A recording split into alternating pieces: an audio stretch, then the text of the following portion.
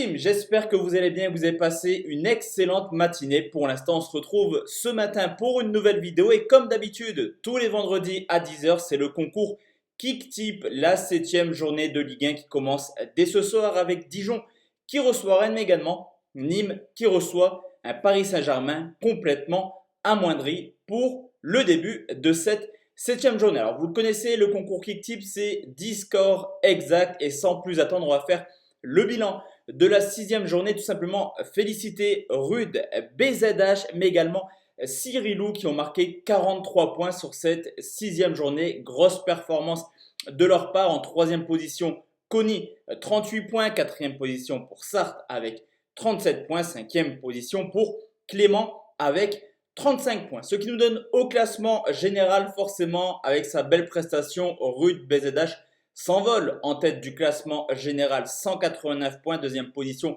pour Mawai avec 164 points. 3e position Andalness. 4e Titi. 5e position pour Chris. Les 5 premiers du classement général. Félicitations à vous pour le moment. Ni une ni deux la team, on va partir sur les 10 pronostics de cette Ligue 1. On commence tout de suite avec Dijon qui reçoit Rennes, le duel des extrêmes entre le dernier et le premier, une équipe du Dijon qui, comme tous les ans, va lutter pour le maintien. Cependant, attention car Dijon reste sur une très belle série de victoires consécutives contre Rennes. 4 matchs de suite où Dijon s'est imposé à domicile. Et on peut tout simplement remarquer que du côté de Rennes, pas mal d'absents ce soir. Da Silva, Nzonzi, Nyang, Quid également de Kamavinga qui a joué avec l'équipe de France cette semaine. Rennes prépare également un gros match en Ligue des Champions contre Krasnodar. Est-ce que le fait de jouer le dernier va vraiment pousser Rennes à être à 100%? Sur ce coup, je vais commencer directement par une surprise et je vais pronostiquer la victoire de Dijon sur le score de 2 buts à 1. Deuxième pronostic, et c'est Nîmes qui reçoit le Paris Saint-Germain. Des Parisiens qui vont mieux en Ligue 1, qui restent sur 4 victoires de suite. Cependant, attention, car Nîmes est réellement une valeur sûre à domicile. On l'a vu l'an passé, 6 victoires, 2 nuls, 6 défaites. Et pour l'instant, le début de saison des Nîmois est plutôt cohérent. 2 victoires, 2 nuls, 2 défaites. Ils viennent également de s'imposer à Montpellier sur le score de 1-0 et de prendre un point à Lyon. Score final 0-0. Alors certes, Paris a toujours battu Nîmes depuis le retour de Nîmes en Ligue 1. Cependant, beaucoup d'absents ce soir. Quasiment toute la défense. Kerrer, Kurzawa, Marquinhos, offensivement beaucoup d'absents aussi. Neymar, Mbappé, Di Maria, Verratti, Herrera, ça ressemble clairement au Paris Saint-Germain qui a perdu ses 2 premières rencontres. Sur ce coup, je ne vais pas tenter un pronostic sportif, mais si vraiment on doit pronostiquer un score exact et vu que ce concours est totalement gratuit, je vais partir sur un match nul sur le score de 2 partout. Place maintenant aux rencontres de samedi. On commence avec Reims qui reçoit Lorient, un duel de mal classé, le 19e qui reçoit le 17e, une équipe de Reims qui fait un petit peu comme Strasbourg. L'an passé, c'est vrai que le fait de jouer l'Europa League pousse Reims à perdre des points cette année. 2 nuls et 4 défaites, mais Lorient, c'est pas mieux depuis le début de saison. Une victoire pour commencer justement contre Strasbourg. S'ensuit un seul point pris sur les 5 dernières rencontres. La donne est simple, à domicile 2 matchs, 2 défaites pour Reims, à l'extérieur 3 matchs, 3 défaites pour Lorient. Je pense que les deux équipes voudront se rassurer. Je vais partir sur un match nul sur le score de 0-0. 4e match, et c'est l'Olympique de Marseille qui reçoit Bordeaux. Des Marseillais qui ne se sont toujours pas imposés à domicile.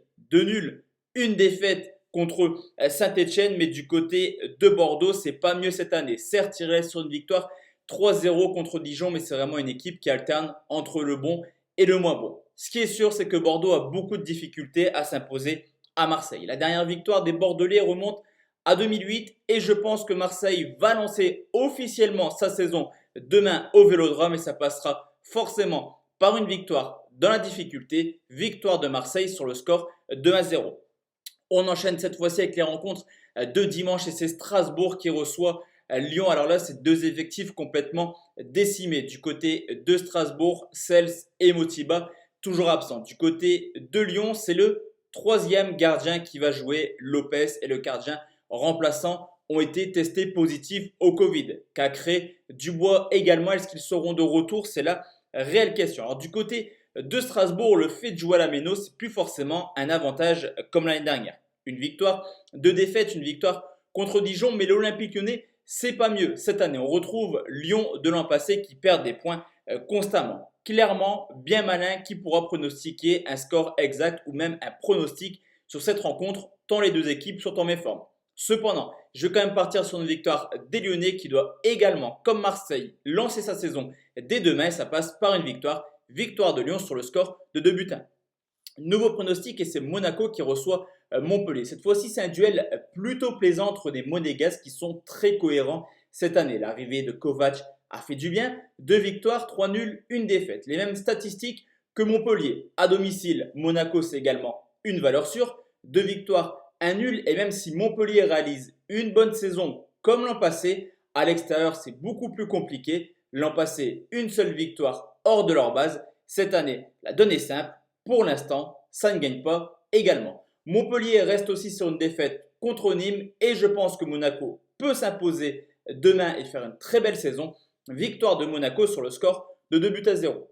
Nouveau match et c'est peut-être un mini derby breton. C'est une réelle question tous les ans. Est-ce que Nantes est en Bretagne? En termes de géographie, c'est une question qui se pose réellement. Mais pour les supporters, c'est un match extrêmement important. Des Nantais qui réalisent pour l'instant une saison très moyenne. C'est vrai que comme l'an passé, c'est une équipe un petit peu comme Bordeaux, un petit peu instable. Brest est plutôt cohérent également. Cependant, à l'extérieur, c'est même une équipe qui encaisse pas mal de buts et qui a déjà perdu 2 fois en 3 matchs. Au niveau de l'état de forme, c'est plus Brest qui est en forme. 3 victoires sur les 4 derniers matchs, au contraire de Nantes qui a pris seulement 1 point sur les 4 dernières rencontres. Cependant, je vais quand même mettre un petit avantage sur les locaux et partir sur une victoire de Nantes sur le score de 3 buts à 1.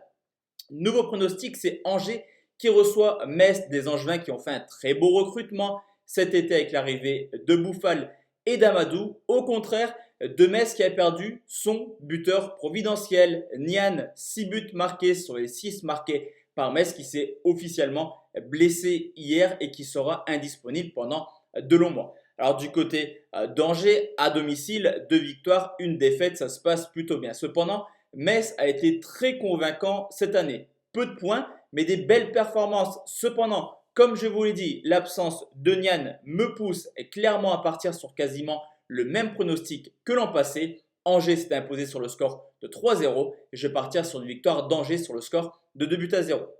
Nouveau pronostic, c'est Saint-Étienne qui reçoit Nice. Et sur ce coup, attention car 2 équipes également qui ne sont pas forcément extrêmement en forme. Après 3 victoires de suite, Saint-Étienne coule un petit peu en termes de points. 2 défaites, 1 nul sur les 3 derniers matchs, mais du côté de Nice, c'est pas mieux. Cette année, on les attendait un petit peu plus haut. En ce moment, c'est un petit peu timide, clairement, même s'il reste sur une victoire 2 buts à 1 à domicile contre Nantes. Nantes était à 10 contre 11 pendant quasiment tout le match.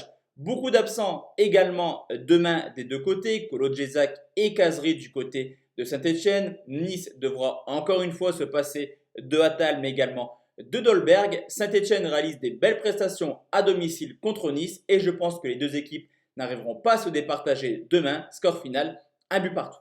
Enfin la team, sûrement le match que toute la France attend ce week-end, c'est le LOSC qui reçoit Lens, le derby du Nord. Et vous le savez, je suis Lillois et ça me fait vraiment plaisir de retrouver les Lensois en Ligue 1. Mais on le sait, venir s'imposer à Lille, c'est quasiment mission impossible. Ça fait quand même 2 ans que Lille est très performant à domicile et actuellement ça va mieux surtout offensivement. Je vous l'avais dit quand les 4 de devant allaient se trouver, Lille allait faire des ravages. 5 buts marqués sur les 2 derniers matchs. David Yilmaz, un duo qui commence à bien s'entendre. Alors attention tout de même car nos voisins lensois sont extrêmement en forme en ce début de saison. Une défaite à Nice et s'enchaînent clairement les victoires. Cependant, je vous l'ai dit, s'imposer à Lille, c'est très compliqué et Lens n'y arrive quasiment plus sur les 10 derniers matchs. 7 victoires pour Lille, 2 nuls, 1 victoire pour le RC Lens. Je ne pouvais pas pronostiquer autre chose qu'une victoire de Lille, cependant ce sera très serré. Victoire du LOSC sur le score de 1 but à 0.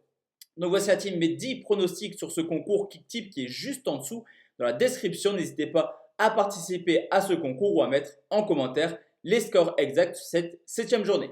De l'autre côté, on se retrouve ce soir à la team pour une nouvelle vidéo. Portez-vous bien et à ce soir. Ciao, ciao.